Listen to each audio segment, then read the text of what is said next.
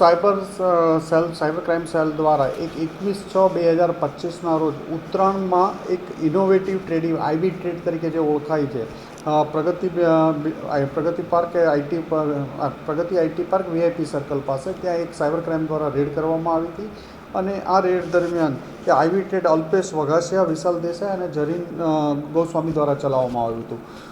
આ લોકો આઈવી ટ્રેડ અને એક રાજકોટની સ્કાય ગ્રોથ વેલ્થ મેનેજમેન્ટ, આ બંને બધા મળી અને લોકોને, ભારતીય નાગરિકોને ખૂબ જ પૈસા ઇન્વેસ્ટ કરાવીને ખૂબ જ ઊંચા વળતરના આશાએ એમની પાસેથી લાખો રૂપિયાનું રોકાણ કરાવવામાં આવતું હતું.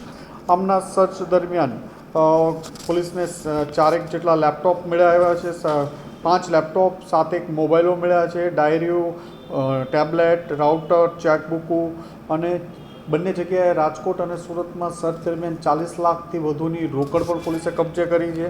આંગડિયામાં અંદાજિત 101 કરોડ જેટલાના રોકડના વ્યવહારો પણ આ લોકોના મળી આવ્યા છે.